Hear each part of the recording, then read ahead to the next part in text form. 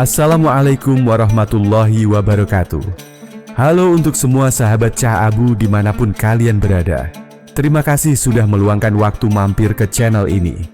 Sebelum kita mulai kisah Abu Nawas yang lucu, cerdas, dan penuh makna, saya ingin mengajak kalian melakukan satu hal sederhana, tapi insya Allah penuh keberkahan. Tenang saja, ini bukan ajakan untuk subscribe. Tapi jika cerita ini berkesan, saya akan sangat bersyukur kalau kalian mau menuliskan Waalaikumsalam di kolom komentar bagi teman-teman muslim, atau menjawab salam sesuai kepercayaan dan keyakinan kalian masing-masing. Karena menjawab salam adalah doa. Dan saat kita saling menjawab salam di kolom komentar, sejatinya kita sedang saling mendoakan dalam kebaikan. Itu jauh lebih bernilai daripada sekadar menekan tombol subscribe. Baiklah, mari kita mulai ceritanya. Selamat menyimak dan semoga membawa senyum serta hikmah untuk kita semua. Langit Baghdad masih gelap saat ayam jantan bersuara, nyaring membangunkan para penduduk. Di sebuah sudut desa, seorang lelaki tua bernama Hamid bangkit dari tikarnya. Tubuhnya masih letih, tapi seperti biasa, ia tak bisa membiarkan ayam-ayamnya kelaparan. Dengan gerakan perlahan, ia mengambil lentera minyak dan berjalan menuju kandang di belakang rumahnya. Hamid adalah peternak ayam yang sederhana. Ia hidup sendiri, tak punya istri atau anak. Ayam-ayam itulah satu-satunya teman dan sumber nafkahnya. Ia merawat mereka dengan penuh cinta dan sabar, memberi makan lebih dulu sebelum mengisi perutnya sendiri.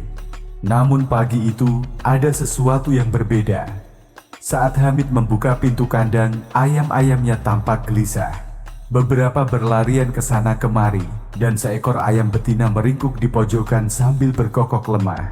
Tepat di bawah tubuh ayam itu, ada sebutir telur besar bersinar sedikit kekuningan, seolah memantulkan cahaya dari lentera Hamid. Aneh sekali, gumamnya. Ia mendekat, hendak memungut telur itu. Tapi sebelum tangannya menyentuhnya, terdengar suara lirih. Sangat jelas. Tolong aku bukan telur biasa. Hamid langsung menjatuhkan lentera ke tanah. Api kecil menyebar sejenak sebelum padam tersapu jerami basah.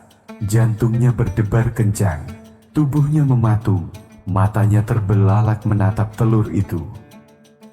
Apa tadi? Telur ini bicara, bisiknya pada dirinya sendiri. Telur itu diam. Tak ada suara lagi, tapi Hamid yakin ia tak berhalusinasi. Ia bukan orang gila, dan ia belum tua-tua amat untuk mulai mendengar suara dari benda mati. Ia melangkah mundur, kakinya gemetar. Ayam-ayam di sekitarnya juga tampak bingung, seolah merasa ada sesuatu yang tidak beres. Beberapa saat kemudian, setelah menenangkan diri dan memastikan tidak ada jin atau makhluk gaib lain di sekitarnya, Hamid memberanikan diri untuk mengambil telur itu. Ia membungkusnya dengan sapu tangan dan membawanya masuk ke rumah. Di dalam rumah yang remang, ia menatap telur itu di atas meja. "Kalau kau bisa bicara, bicaralah sekarang," katanya perlahan. Namun, tidak ada jawaban. Ia mencoba mendekatkannya ke telinga, menggoyangnya perlahan, bahkan menyanyikan lagu pengantar tidur. Siapa tahu si telur malu dan enggan bersuara. Tapi tetap tak ada reaksi. Hamid gelisah.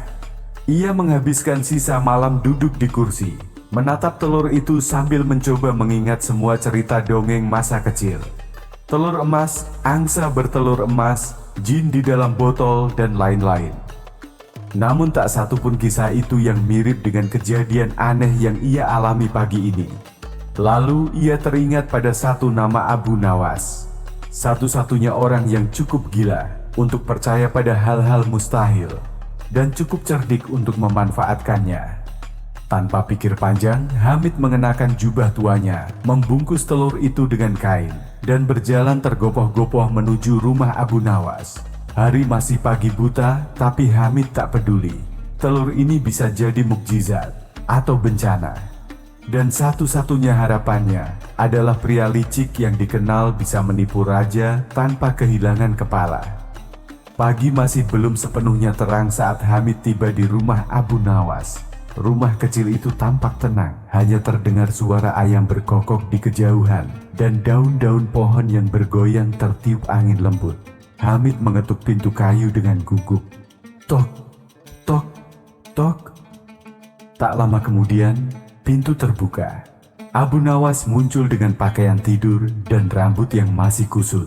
Matanya setengah terbuka, tapi bibirnya langsung menyunggingkan senyum licik khasnya saat melihat siapa yang datang. Ah, Hamid, pagi-pagi sudah membawa wajah panik seperti dompet kosong. Ada apa gerangan? Tanya Abu Nawas sambil menguap lebar. Hamid langsung masuk tanpa permisi dan meletakkan bungkusan kain di atas meja. Abu Nawas, demi langit dan bumi, aku mengalami kejadian yang tidak bisa dijelaskan. Abu Nawas memicingkan mata. Kalau kau bilang ayahmu jadi muazin, aku tidak akan heran. Tapi kalau kamu datang pagi-pagi hanya karena ayahmu bertelur 2 kali, itu bisa ditunda sampai sarapan. Ini bukan telur biasa, kata Hamid. Telur ini bisa bicara.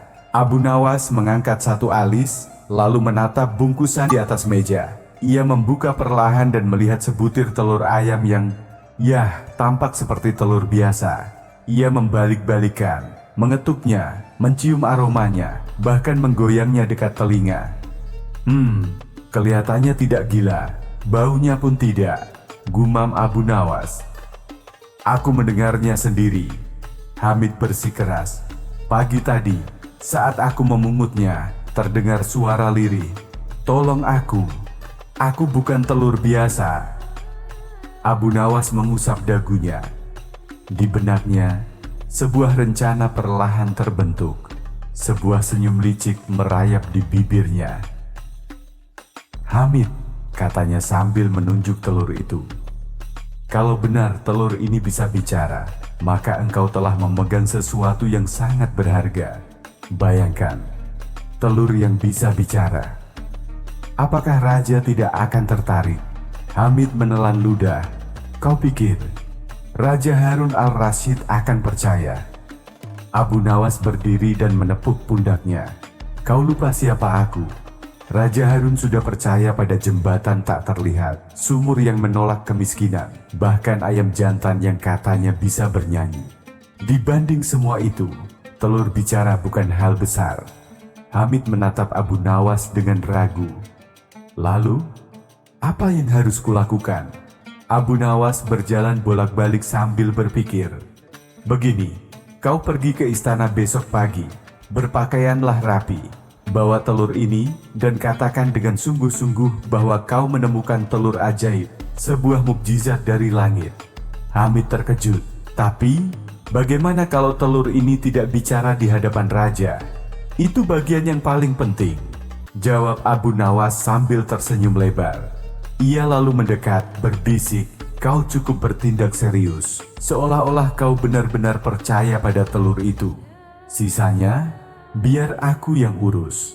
Hamid masih ragu. Tapi, kau yakin kita tidak akan dipenggal? Abu Nawas tertawa. Yakin? Tidak, tapi berani. Pasti. Ia lalu berjalan menuju rak kayunya dan mengambil sebuah gulungan kecil yang terbuat dari kulit kambing. Di dalamnya terdapat alat aneh. Sebuah tabung kecil yang tersambung benang halus, semacam alat mainan yang bisa mengeluarkan suara jika disentuh dengan cara tertentu. Aku akan siapkan satu kejutan, kau hanya perlu bertindak yakin. Hamid masih belum sepenuhnya percaya, tapi ia tahu betul. Jika ada satu orang yang bisa mengubah telur biasa menjadi sumber emas dan tawa di istana, orang itu adalah Abu Nawas. Sebelum matahari meninggi, rencana telah disusun. Telur dibungkus rapi, kostum Hamid disiapkan, dan Abu Nawas sudah bersiap dengan trik gilanya. Dan jauh di dalam hatinya, meski takut setengah mati, Hamid mulai membayangkan bagaimana rasanya menjadi orang pertama yang membawa telur bicara ke hadapan raja. Pagi itu, kota Baghdad masih dibungkus kabut tipis. Ketika Hamid menapakkan kaki di depan gerbang istana, matahari belum sepenuhnya menembus langit, namun jantung Hamid sudah berdetak kencang seolah berpacu dengan waktu. Hamid berdiri mematung, menatap megahnya dinding istana yang menjulang tinggi dengan menara-menara emas berkilau. Bukan sehari-hari peternak ayam seperti dirinya bisa berada begitu dekat dengan pusat kekuasaan kekhalifahan Abbasiyah. Di dadanya, ia memeluk bungkusan hijau berisi sebutir telur, benda kecil yang sedang ia pertaruhkan untuk kepercayaan, atau mungkin nyawanya sendiri. Ia menarik napas dalam-dalam, lalu melangkah ke depan. Dua pengawal istana bersenjata tombak segera menyilang senjata mereka. "Halt, siapa kau dan apa urusanmu ke istana?" tanya salah satu dengan suara lantang. Hamid menunduk hormat. "Saya Hamid, rakyat biasa dari pinggiran kota. Saya membawa hadiah langka untuk Baginda Harun al-Rasyid. Sebutir telur ajaib yang bisa bicara." Kedua pengawal saling berpandangan sebelum salah satu tertawa pendek. "Telur? Kau pikir ini pasar ayam?" Namun Hamid dengan yakin mengeluarkan nama yang menjadi kunci pembuka banyak pintu di Baghdad. "Abu Nawas. Abu Nawas menyuruhku ke sini," katanya. Ia tahu tentang telur ini. Sekejap, senyum para penjaga lenyap digantikan tatapan waspada. Salah satu segera masuk untuk melapor. Tak lama kemudian Hamid dipersilakan masuk, dikawal oleh dua pengawal bersenjata menuju Balairung Istana, Balairung Agung. Langkah kaki Hamid bergema di aula marmer yang luas. Langit-langit tinggi dihiasi lukisan langit malam dan kaligrafi keemasan. Di sisi-sisi aula, para menteri, juru tulis, panglima, dan bangsawan duduk dengan jubah-jubah sutra dan sorban berhias permata. Di ujung ruangan, di atas singgasana bertakhta rubi dan zamrud, duduk Raja Harun al-Rasyid, sang penguasa agung Baghdad. Raja menatap ke arah Hamid dengan mata tajam. Sorot matanya penuh kuasa, tapi ada juga rasa ingin tahu yang tak bisa disembunyikan. "Siapa kau?" tanya Raja. "Hamba Hamid, peternak ayam dari selatan Baghdad, Paduka," jawab Hamid terbata. "Kau membawa sesuatu yang hendak kau tunjukkan padaku." Hamid menelan ludah, membuka bungkusan perlahan-lahan. Di atas potongan sutra hijau tampak sebutir telur besar, berkilau keemasan karena pantulan cahaya dari lampu minyak yang tergantung di langit-langit Balairung. Raja mengerutkan dahi. "Apa ini?" "Telur, Paduka. Tapi bukan sembarang telur, ia bisa bicara." Seisi Balairung terdiam sejenak, lalu tawa meledak dari para bangsawan dan penasihat kerajaan. "Telur bicara? Hahaha, barangkali ayahmu juga bisa mengajar di madrasah," seru seorang menteri. Yang lain menambahkan, "Mungkin nanti ia akan minta jodoh juga." Hamid merunduk malu, tapi tetap teguh berdiri. "Saya tidak bercanda, Paduka. Saya mendengarnya sendiri. Suaranya lirih, seperti anak kecil minta tolong." Raja, yang awalnya menahan senyum, kini mulai tertarik. Ia menatap telur itu dalam-dalam. "Kau yakin?" "Sangat yakin, Paduka." Raja melambai. "Baiklah, letakkan telur itu di atas meja. Kita akan lihat apakah benar ia bisa bicara." Hamid gemetar saat meletakkan telur itu di atas meja batu berlapis emas di hadapan raja. Semua mata tertuju pada telur itu. Suasana Balairung mendadak hening, bahkan para pelayan berhenti bergerak. Hamid berdiri di sisi meja, memandang telur itu dengan harapan dan ketegangan. Ia menunggu dan menunggu. Namun telur itu diam, tak ada suara, tak ada bisikan, hanya diam membisu seperti telur biasa. Hamid menoleh ke kiri dan kanan, panik. Mungkin ia malu atau takut banyak orang. Raja mendesis pelan. "Jangan bermain-main denganku, Hamid." Para penjaga bergerak maju. Hamid langsung jatuh berlutut, sujud ke lantai marmer yang dingin. "Ampun Paduka, saya bersumpah, saya tidak berbohong. Tolong jangan penggal saya hanya..." "Cukup," teriak Raja. Dan tepat saat itu, sebuah suara lirih dan serak terdengar dari atas meja. "Tolong aku bukan telur biasa." Semua orang terpaku. Hamid hampir pingsan. Raja terperanjat, berdiri dari singgasananya. "Apa itu?" Telur itu bergoyang sedikit. Lalu, suara itu terdengar lagi. "Aku dikutuk, aku bukan telur sungguhan." Para bangsawan panik, sebagian berdiri, sebagian melongo seperti baru melihat jin keluar dari botol. Seorang penasihat tua berbisik, "Barangkali ini pertanda." Raja melangkah mendekat. "Kau siapa?" Telur tak menjawab lagi. Ia diam seperti sebelumnya. Tepat saat para penjaga hendak menyentuhnya, tirai di ujung ruangan tersibak. Abu Nawas masuk dengan langkah tenang, mengenakan jubah putih dan sorban hitam. Di tangannya tergantung kantong kulit berisi gulungan aneh. "Paduka Raja," katanya. "Hamba kira hamba datang tepat waktu." Raja menatapnya tajam. "Abu Nawas, kau tahu soal ini?" Abu Nawas menunduk. "Hamba tahu, dan hamba minta maaf. Bolehkah hamba menjelaskan sebelum telur itu dijadikan penasihat kerajaan?" Beberapa bangsawan tertawa gugup. Raja yang masih dibalut rasa heran dan penasaran mengangguk pelan. "Silakan, tapi satu penjelasan yang buruk dan kau akan menyusul telur itu ke penggorengan." Abu Nawas maju pelan, memandangi telur itu, lalu mengangkat gulungan kecil dari kantongnya. Sebuah alat sederhana yang dipasang di bawah meja, dengan lubang suara yang tersambung ke bilik kecil tempat seorang anak menyamar sebagai suara telur. Raja mengamati alat itu dengan penuh minat. "Ini rekayasa?" tanya sang raja akhirnya. "Ya, Paduka," jawab Abu Nawas.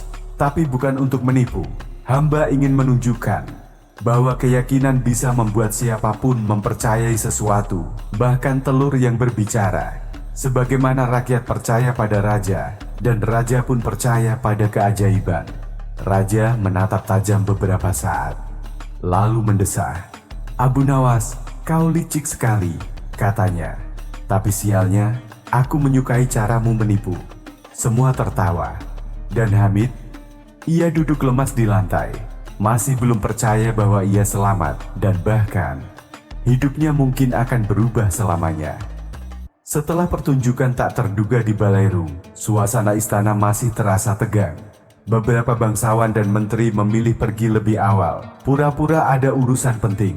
Padahal mereka lebih takut tertawa terlalu keras, lalu ikut dimarahi. Raja Harun al-Rasyid duduk di singgasana dengan wajah datar. Wajah yang menandakan pikirannya tengah bergulat antara kekesalan, kekaguman, dan rasa terjebak. Abu Nawas berdiri tenang di tengah ruangan, sementara Hamid sudah dibawa keluar oleh pengawal untuk diberi makan, dan mungkin sedikit nasihat hidup agar tak mudah percaya pada telur bicara. Raja akhirnya berbicara, suaranya dingin. "Kau tahu, Abu Nawas, tidak semua orang akan selamat setelah membuat istana terlihat seperti panggung pertunjukan badut." Abu Nawas menunduk hormat. "Paduka benar. Tapi bukankah setiap badut diperlukan untuk membuat seorang raja tertawa?" Raja menyipitkan mata. "Kau membuatku tertawa, lalu membuatku merasa ditertawakan. Bukankah itu dua sisi dari koin yang sama?" jawab Abu Nawas cepat. Tertawa dan ditertawakan hanyalah perkara dari sudut mana seseorang melihatnya. Raja mendesah panjang, berdiri dari singgasananya dan berjalan pelan ke arah jendela besar istana. Angin sejuk Baghdad pagi itu meniup tirai sutra ke dalam ruangan, seolah turut menyaksikan drama antara raja dan si cerdik yang tak bisa ditebak. "Jelaskan Abu Nawas," ujar raja tanpa menoleh.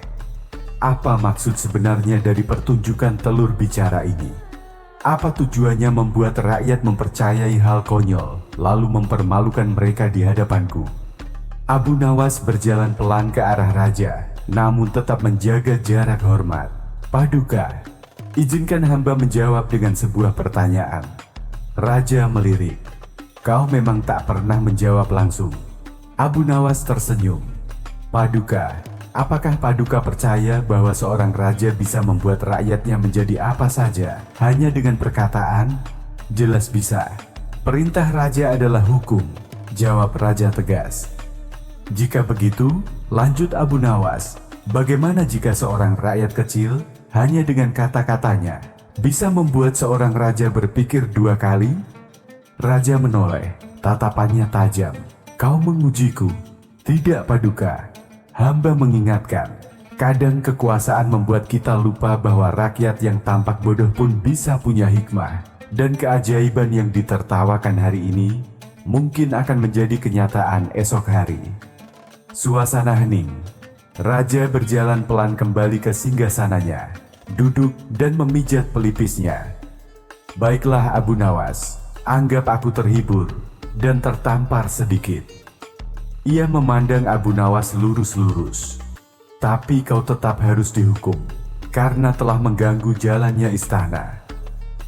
Para penjaga segera siaga. Abu Nawas tetap tenang, bahkan tersenyum tipis. Paduka, katanya dengan nada pelan.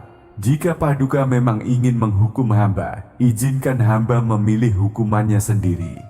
Raja menaikkan alis. Hukuman memilih sendiri?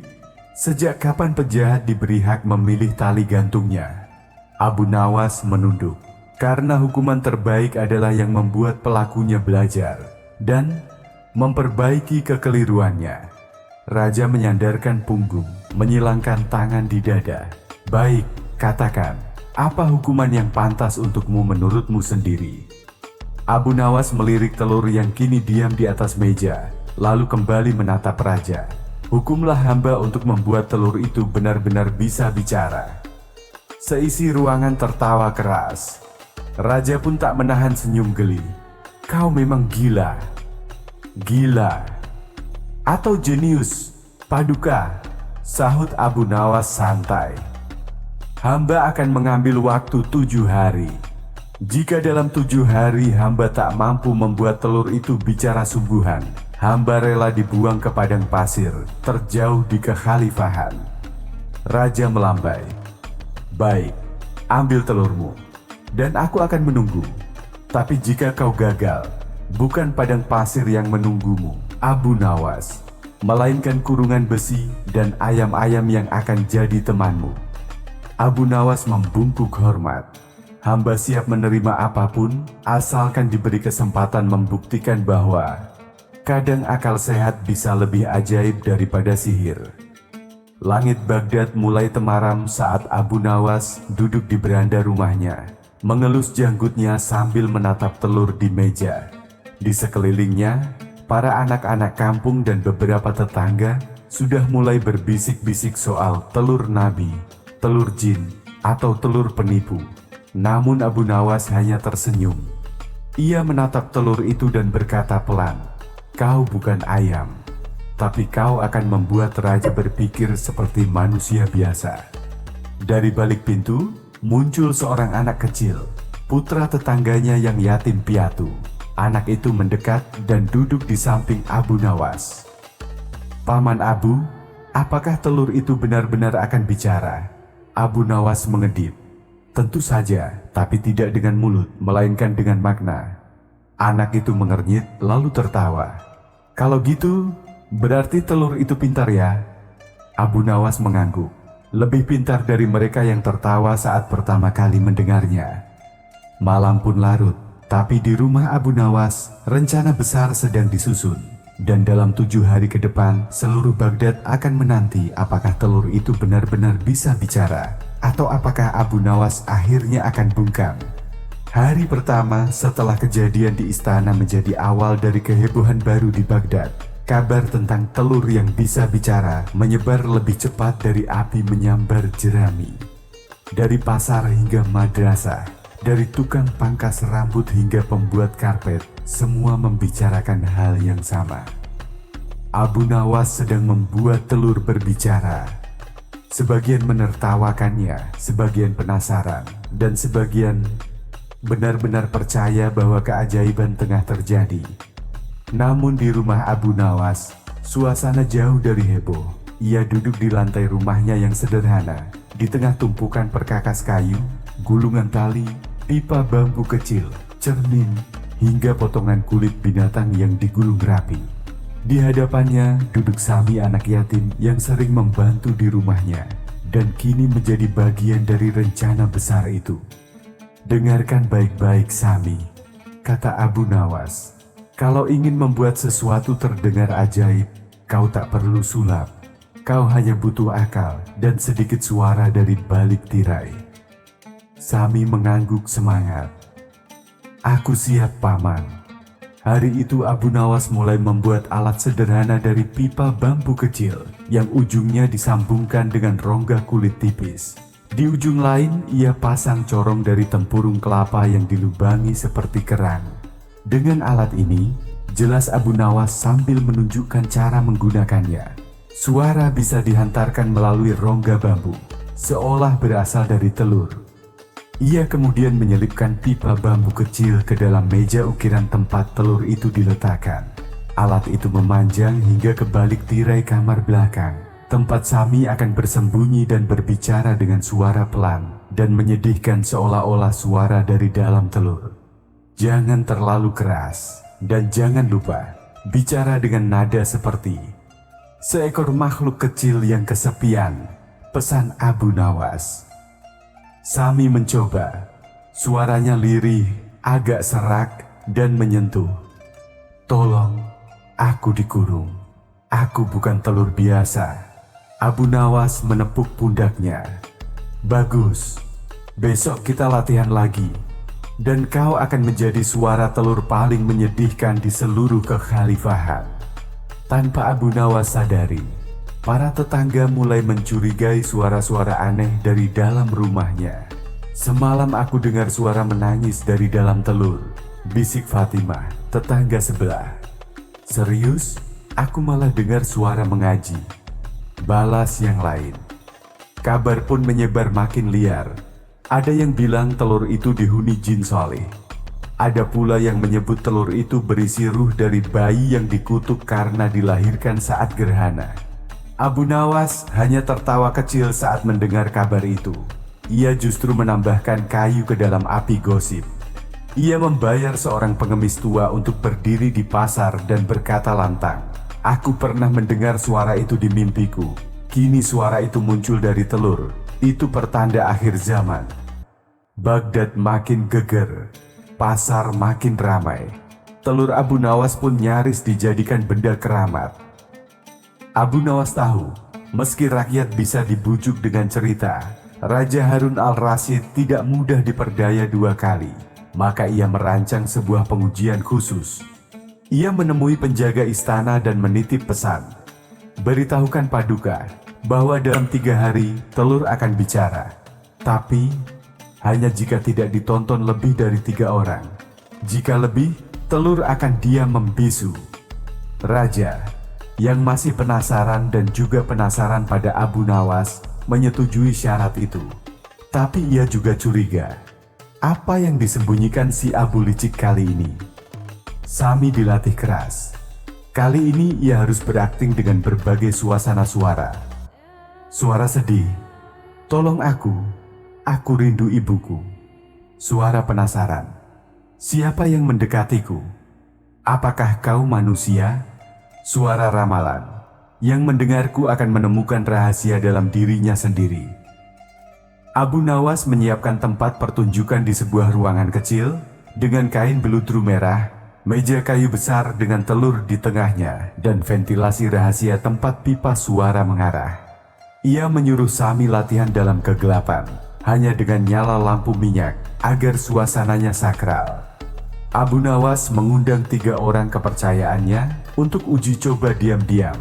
Seorang ulama, seorang saudagar, dan seorang penggembala.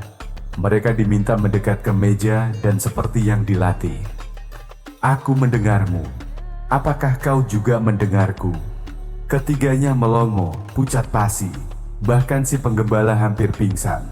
Demi Allah telur itu hidup, katanya sambil berlari keluar rumah. Abu Nawas tersenyum puas. Pagi itu, langit Baghdad cerah. Di istana, Raja Harun al-Rasyid sudah duduk menunggu di ruangan khusus, ditemani 2 penasihat kepercayaannya. Tak ada prajurit lain, tak ada penonton, sesuai syarat Abu Nawas. Meja kayu besar diletakkan di tengah ruangan. Telur diletakkan dengan hati-hati di atasnya. Di belakang tirai, Sami duduk siap dengan pipa suara. Abu Nawas mengangguk pada Raja. Sekarang hamba akan minta telur itu bicara. Ia berbisik ke arah telur. "Telur, apakah kau masih di sana?" Dan suara pun muncul. "Aku mendengar kalian. Kalian manusia yang suka menghukum tanpa mengerti." Raja tersentak. "Apa katanya?" Suara itu melanjutkan, "Abu Nawas menolongku. Dia memberiku suara. Dan kalian semua memberiku telinga." Hening. Salah satu penasihat berkata, "Ini bukan sihir. Ini mukjizat." Raja menoleh pada Abu Nawas. "Kau membuat ini?" Abu Nawas hanya menunduk. "Paduka, telur tidak pernah bicara. Yang bicara adalah pikiran, yang dibuka oleh cerita dan kepercayaan." Raja Harun al-Rasyid terdiam. Lalu ia tertawa pelan. "Kau benar-benar gila, tapi gila yang berilmu."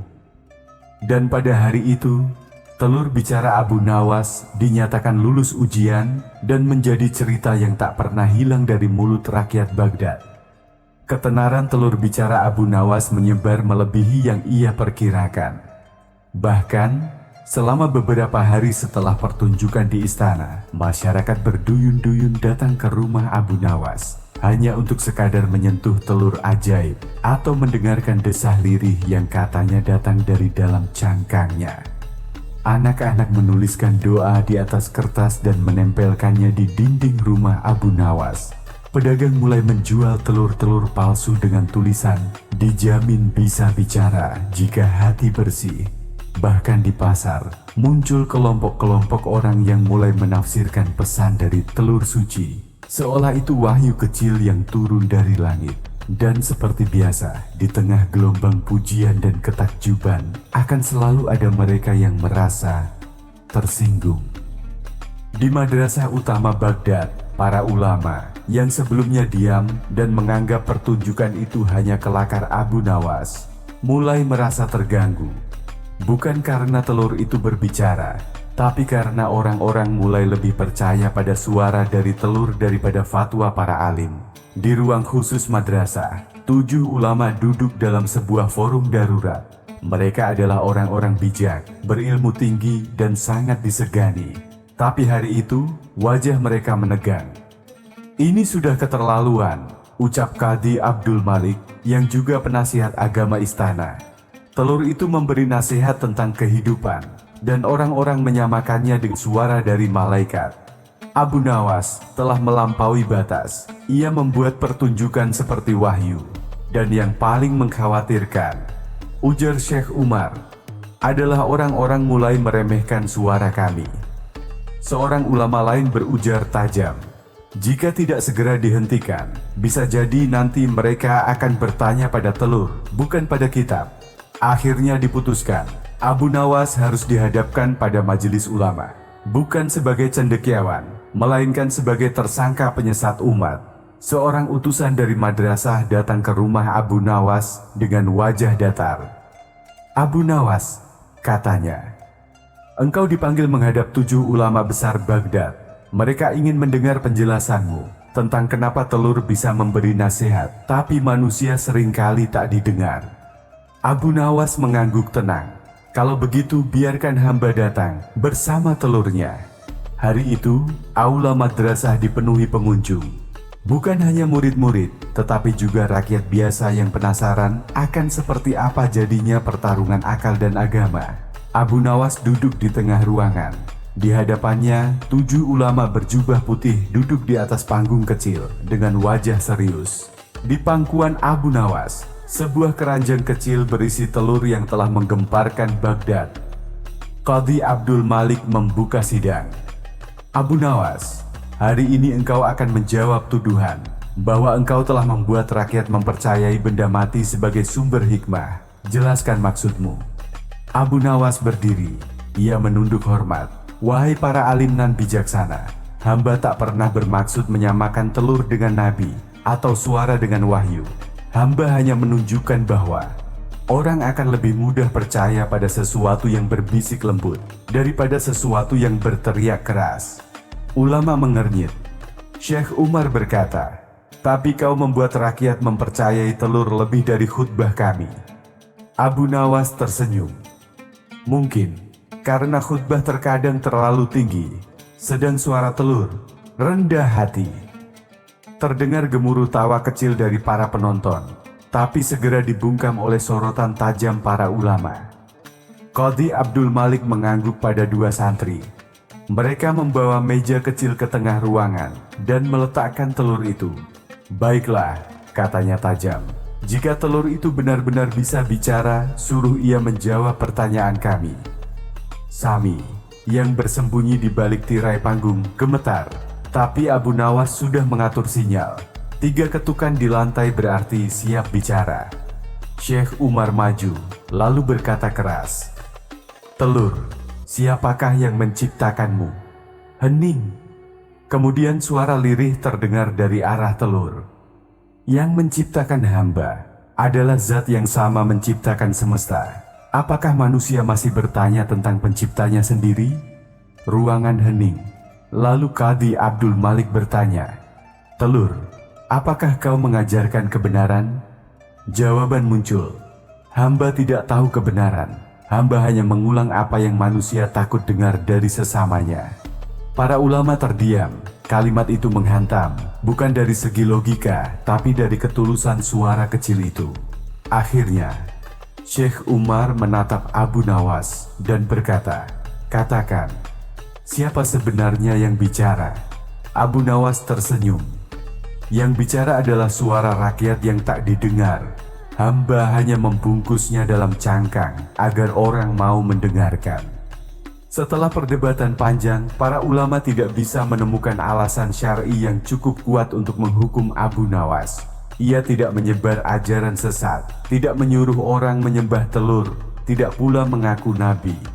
Akhirnya, Qadhi Abdul Malik menghela napas dan berkata, "Kau bebas Abu Nawas, tapi berhentilah membuat benda mati lebih menenangkan daripada khutbah kami." Abu Nawas membungkuk, lalu menjawab dengan senyum, "Kalau begitu, buatlah khutbah yang lebih hidup daripada telur ini." Dan hari itu, Abu Nawas sekali lagi membuktikan bahwa akal yang jernih bisa menembus tirani dogma, bahkan dengan suara dari seekor telur. Hari-hari berlalu, dan meski telur itu telah melewati sidang ulama, masyarakat Baghdad masih belum berhenti membicarakannya. Telur itu menjadi lambang kebijaksanaan baru, tempat orang-orang mencari penghiburan, petuah, bahkan keajaiban. Banyak yang datang ke rumah Abu Nawas hanya untuk duduk di hadapan telur dan mendengarkan bisikan-bisikannya. Namun di balik semua ketenaran itu, Abu Nawas tahu, sudah saatnya sandiwara ini diakhiri. Bukan karena takut, tapi karena ia ingin memberi pelajaran yang lebih dalam. Pelajaran terakhir yang hanya bisa diajarkan dengan membongkar kebohongan yang bijak. Pada pagi yang sunyi, Abu Nawas mengirim surat kepada Raja Harun al-Rasyid. "Paduka yang mulia, telur yang bicara telah mengeluarkan semua suaranya. Tapi satu suara belum terdengar. Suara kebenaran paling sepi, yang selama ini tersembunyi. Hamba mengundang Paduka ke rumah hamba untuk mendengar suara terakhir dari telur suara yang tak bisa didengar siapapun selain seorang raja yang mau merenung. Hormat dari hamba Abu Nawas." Raja yang selama ini sudah menikmati permainan Abu Nawas membaca surat itu dengan rasa penasaran. Ia pun datang, tanpa pengawal, hanya dengan keheningan sebagai teman. Abu Nawas menyambut raja dengan pakaian sederhana. Di ruang belakang rumahnya ada satu meja kecil, sebuah bantal untuk duduk, dan di atas meja, telur itu. "Paduka," kata Abu Nawas pelan, "silakan duduk dan dengarkan." Raja duduk, ruangan sunyi. Tak ada suara dari balik tirai, tak ada suara pipa, tak ada Sami. Hanya keheningan. Beberapa saat berlalu, raja mulai bertanya, "Mana suaranya?" Abu Nawas menjawab lirih, "Suara terakhir dari telur adalah diam." Raja terdiam. Abu Nawas melanjutkan, "Telur itu tak lagi bicara, karena sekarang bukan telur yang harus menjawab, tapi manusia yang harus mendengar. Hamba ingin Paduka mendengar suara dari dalam diri Paduka sendiri."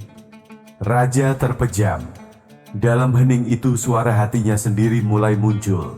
Ia merenung, bukan tentang telur, tapi tentang rakyatnya, tentang istana, tentang kebenaran yang sering tertutup suara keras kekuasaan. Setelah lama diam, raja membuka mata. Jadi, telur ini hanya akal-akalanmu? Abu Nawas tidak membantah. Ia justru mengambil telur itu, memecahkannya di depan raja. Ternyata, di dalamnya kosong. Tidak ada mekanisme rumit, tidak ada sulap, hanya cangkang biasa. Raja tertegun. Lalu siapa yang bicara selama ini? Abu Nawas tersenyum. Yang bicara adalah akal yang tidak dibelenggu prasangka paduka. Hamba hanya membuat orang berhenti sebentar dan mendengarkan hal yang tidak biasa. Hari itu, raja pulang tanpa pengawal, tanpa bicara banyak. Tapi sejak saat itu, istana menjadi lebih terbuka mendengar keluhan rakyat. Ia mulai menaruh orang-orang jujur di posisi penting. Ia lebih sering turun ke pasar menyamar, bertanya langsung pada rakyatnya. Sementara itu, Abu Nawas tak pernah membuat telur bicara lagi. Ia berkata pada murid-murid kecilnya, "Kalian boleh memecah 1000 telur, tapi jangan biarkan akal kalian ikut retak. Sebab yang paling penting bukan telur bisa bicara, tapi manusia bisa mendengar." Dan sejak saat itu, kisah tentang telur yang bisa bicara hidup terus di Baghdad, bukan sebagai kisah keajaiban, tapi sebagai pelajaran bahwa terkadang sebuah kebohongan kecil bisa membuka mata terhadap kebenaran besar.